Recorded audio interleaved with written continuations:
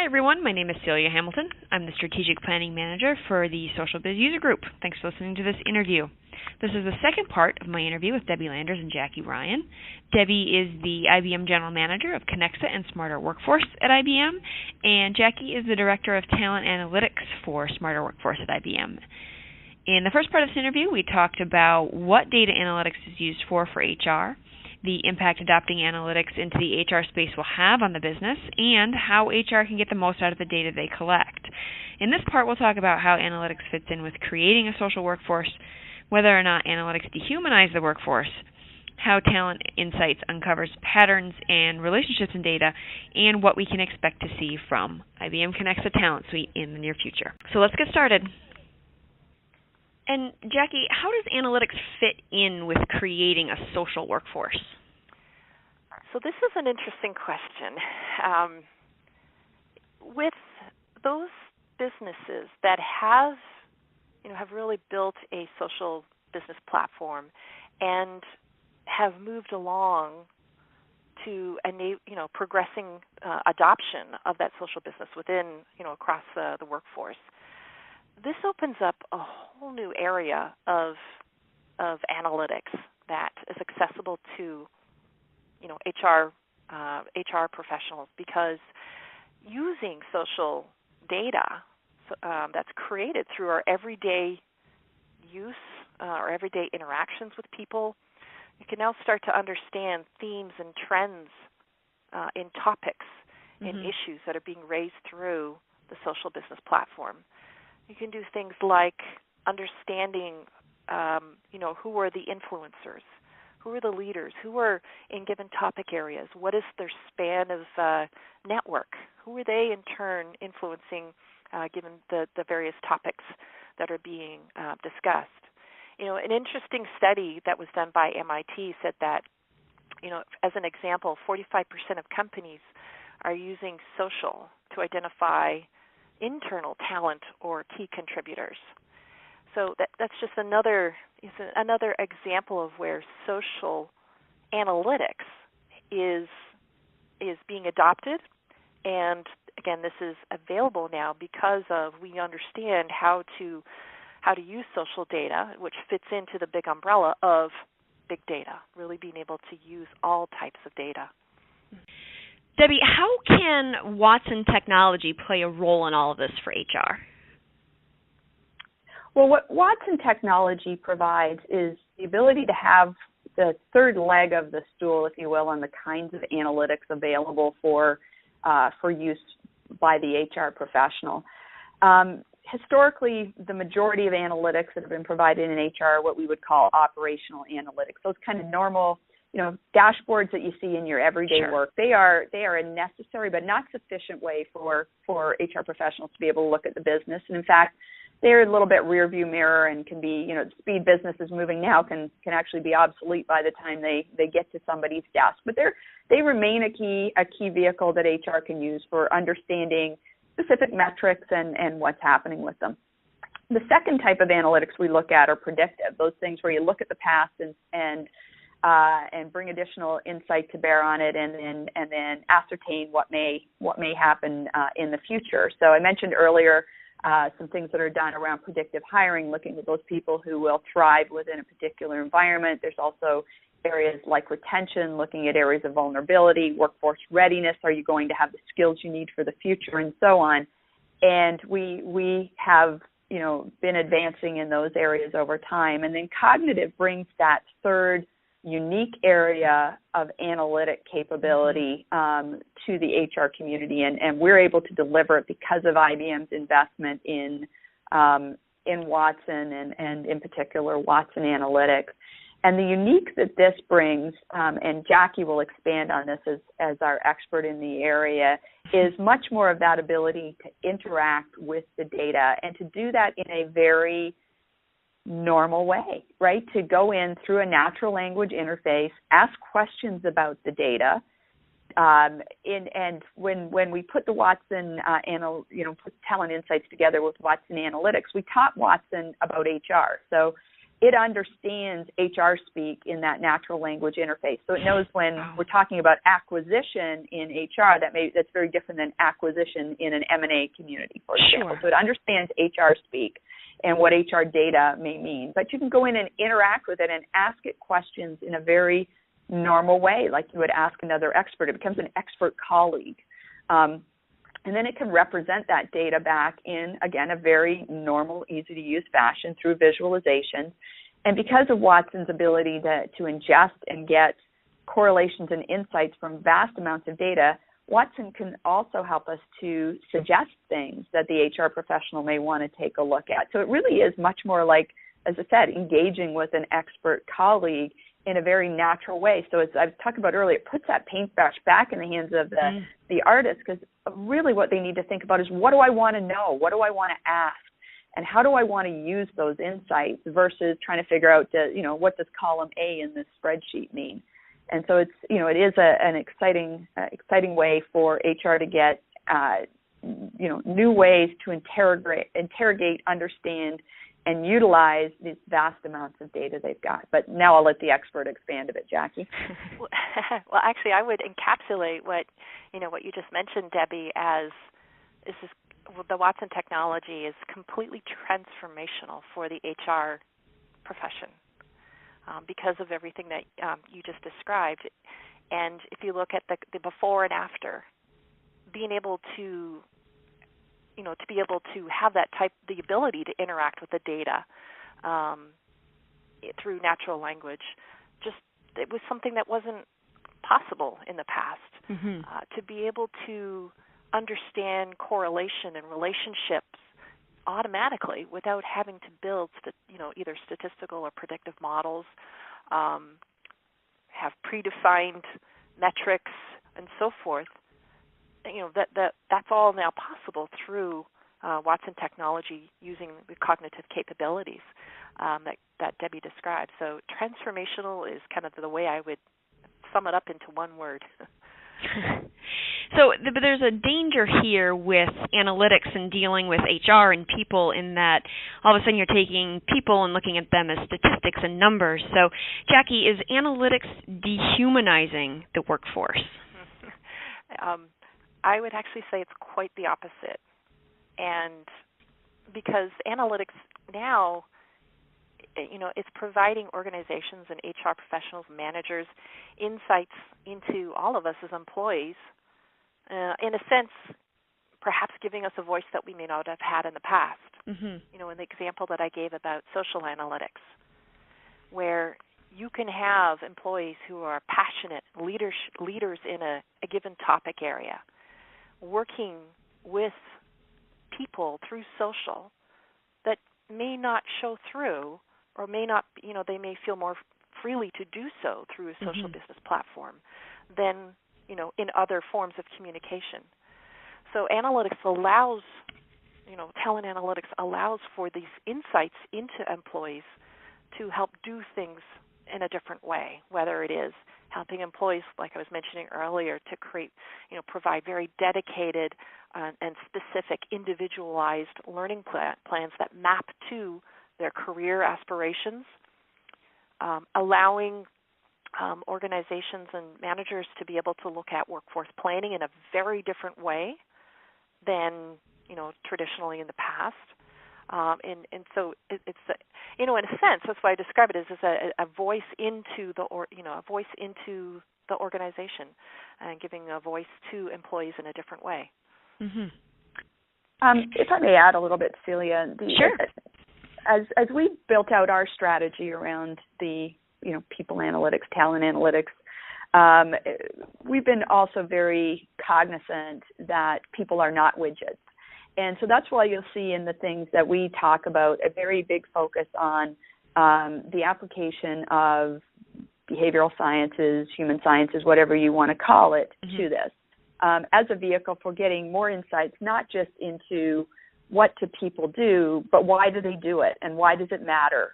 So bringing in, insights from, millions of engagement surveys that the Kenexa business has done over the years, and, an understanding from those things how certain things may again, drive certain motivations, feelings, certain impacts on the person or the team, and then coupling that with more of the mathematically driven analytics, if you will, or systematic kind of analytics that are driven through that are, more the general kind of analytics, and coupling those things, we believe gives a unique set of insights into not only, how something can move the needle from a performance point of view, but what that's going to mean to the people and how to bring them to bear on it. Mm-hmm.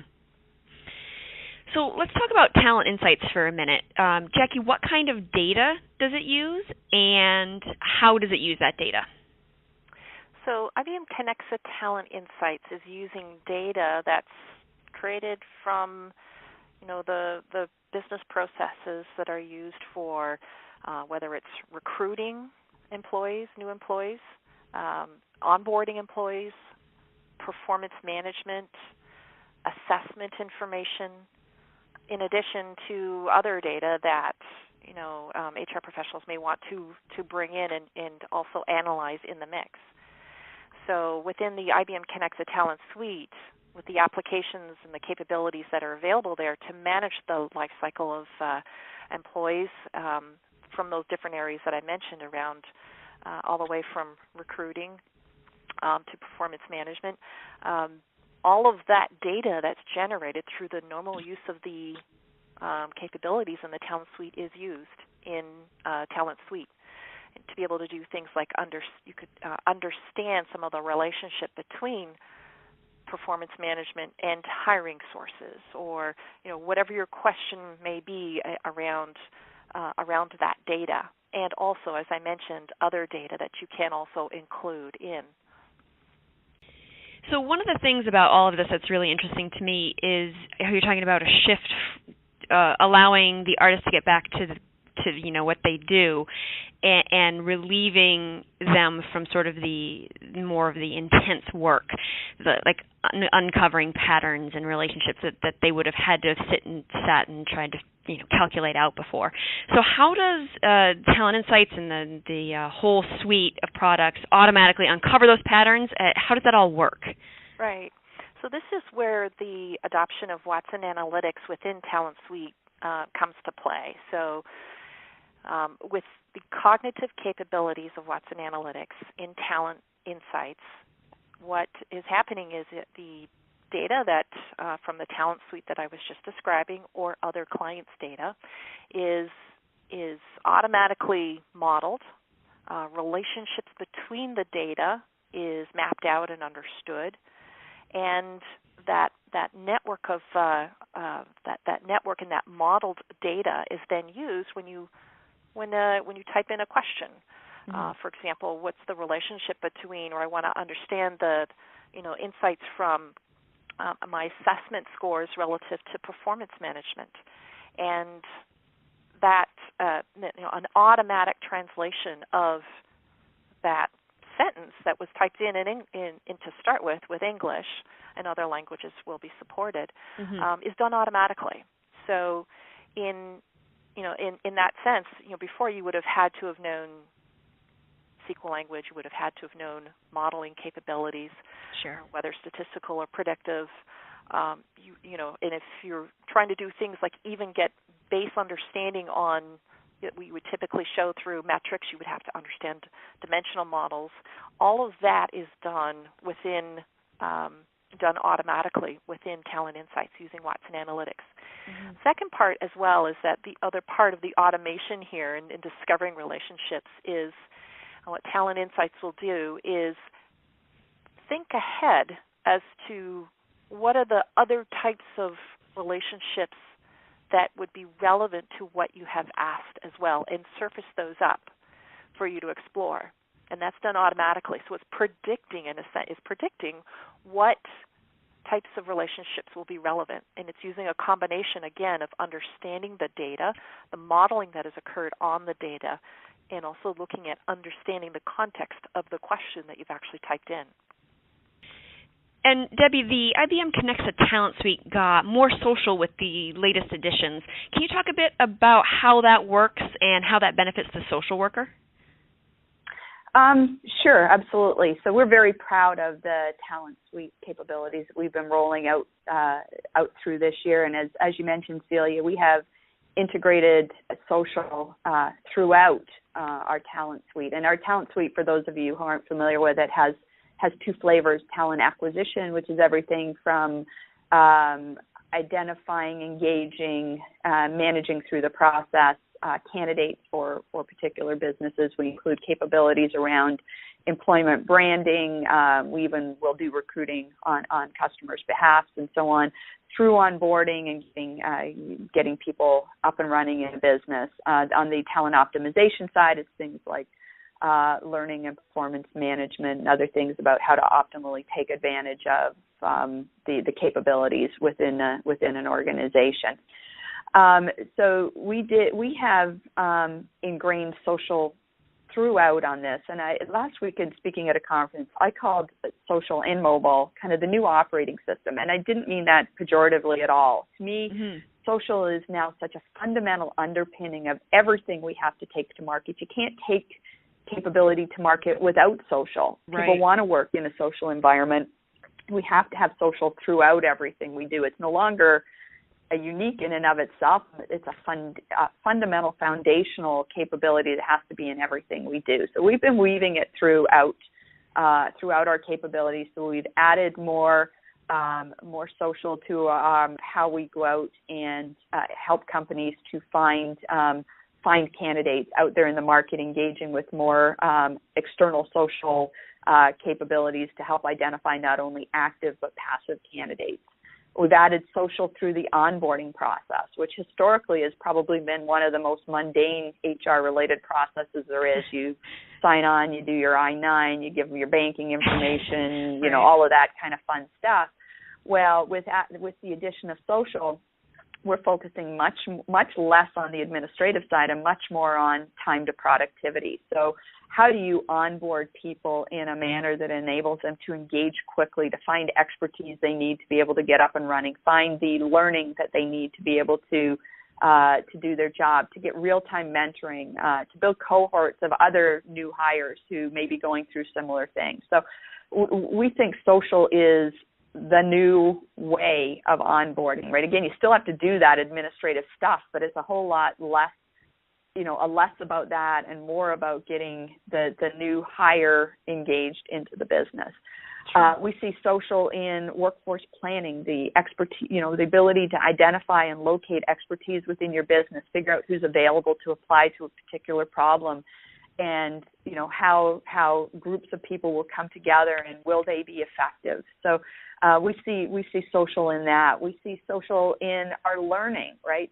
New ways to build up collective intelligence, new ways to engage experts in building and vetting knowledge that's provided to a broad network, ways of interacting across that learning. Our social learning product was just recently given an HR Executive Product of the Year, and it brings phenomenal social capabilities to the whole process of learning. And it's really, the way we learn now, with videos, with simulations, with interaction with experts. I know if I have to, when I had to put the new SIM card in my new phone, I went to YouTube, and when I don't know how to do something at work, I go to our connections and I ask who knows how to do it. Well, we interact that way now, and we now built that into the whole learning structure. So again, I see social absolutely being foundational in everything we do,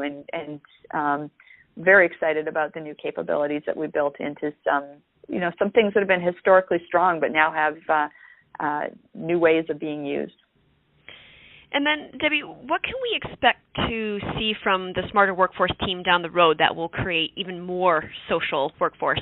What's up the pipeline? Well, I just talked a lot about it. I mean, more of what we've been doing, we're going to, to continue to focus on analytics and how it can be a game changer, how it can give HR and the business more insights into people and the things they can do to affect the business from a positive perspective. We're going to continue on all of the different types of different mechanisms for getting that data, which of course includes social, as Jackie talked about earlier, and new ways of gaining insights from the data, wherever it may come from, through things like our Watson Analytics capability. And you can fully expect to see us weave more social and more mobile through absolutely everything we do. We know that consumer experience is greatly shaping the way that people want to interact generally with each other and with with business. So, fully expect us to do more and more of this. And all of this will, continue to be delivered through the cloud. The cloud is a great enabler of making these capabilities available and making them available in places where they may not have before, to teams that may not have been able to invest in building things themselves. And it makes for a very flat global world. You don't have to be in a particular place to be able to access these things. And I think, cloud is going to enable in this space what cell phones did in the telephone space, in telephony for, up-and-coming parts of the market, up-and-coming geographies to really leapfrog and be able to take advantage of new capability. Yeah. So a lot of exciting things coming down the road. Yeah, it sounds like it. Well, those are all of my questions, Jackie and Debbie. Thank you so much for taking the time to talk to me today. Great. Well, thank you. Yeah, thank you, Celia, for having us. I hope, if nothing else, you've picked up how excited we are about what we're doing. And, definitely. I'd love to come back and talk to you about it more. Yeah. Excellent. And for our listeners, please check out socialbizug.org. We're a community for professionals using IBM's collaboration solutions like Notes, Domino, Connections, and X Pages. In fact, our site is built using those very technologies. Membership and everything on the site are completely free, so register today. And don't forget to follow us on Twitter at SocialBizUserGroup.